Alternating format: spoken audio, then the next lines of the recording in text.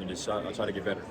Obviously, you're not TJ Burns. That's not going to be the expectation going into this year. What do you feel like you bring that was maybe different from what this team had last year? I'll probably say I bring a little bit more versatility, as in on like particularly on the defensive end. I can switch the screens better. I can get out to hedge a little bit better. I feel like I'm more agile side to side. Just being able to just be like a switch defender, or just being able to just get us in ball coverages or whatever coach has us in at the time. I go back to versatility, just, you know what I'm saying, being able to rebound at a high level on both ends of the floor, and being able to stretch the floor. I feel like we both are really good finishers inside, but I feel like for me, I'm able to, you know what I'm saying, stretch it out. Obviously, he shot mid-range as well, but for me, I'm able to stretch it out to the three, and I'm looking to do that a little bit more this year. One of the new guys in the system, Ishmael Diouf. What have you seen from him so far in the first, few practices you guys have had together? He really skilled big. He rebounds at a high level. He has very good footwork, and he just trying to get in and just lean on the guys, just how I am. But he's been really good. Just trying to learn with us every single day, and it's been really good.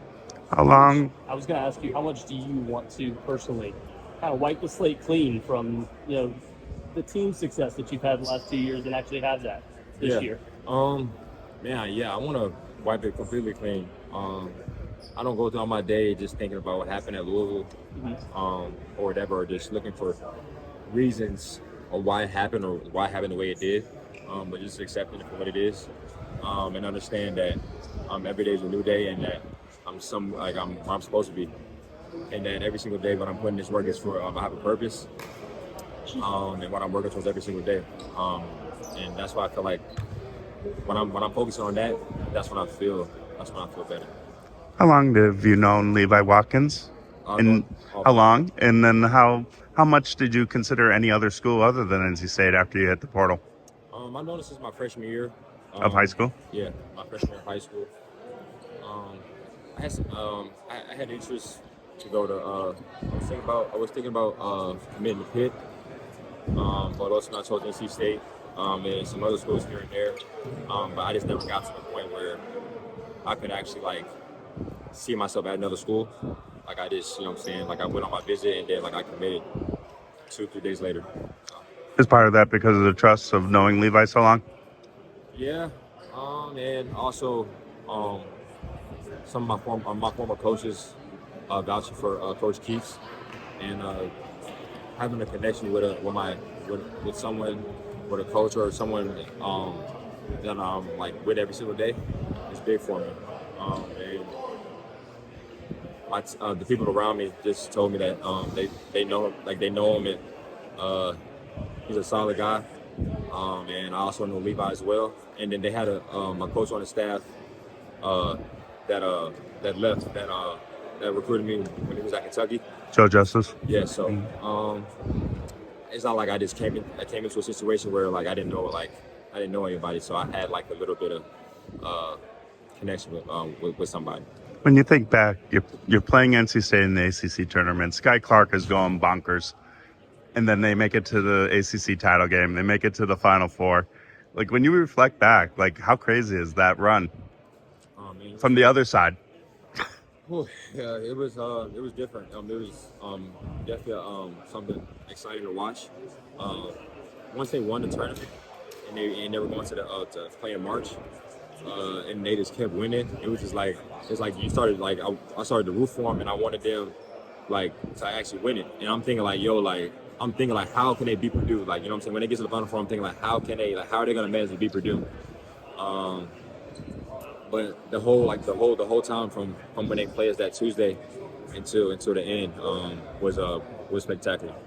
This is a little deeper question. So I followed you all the way to the early days of IMG. I probably have film of you from the CP3 Rising Stars camp way back when, which apparently Mike was at. Mike who? Mike James, same year as you. He was? He was, apparently. For real? Yeah, so I know that camp well, right? Okay. I'm sure it was either in Greensboro or in the Winston-Salem area. Yeah. And, you think back that journey, you pick Tennessee, you graduate early, you end up at Louisville, you end up at NC State. What have you kind of learned along the way, and how has that kind of changed you as a person? I mean, you've lived life, Oh man. and you've been away from home for a long time. Yeah. I think it's taught me to stay where your feet are at.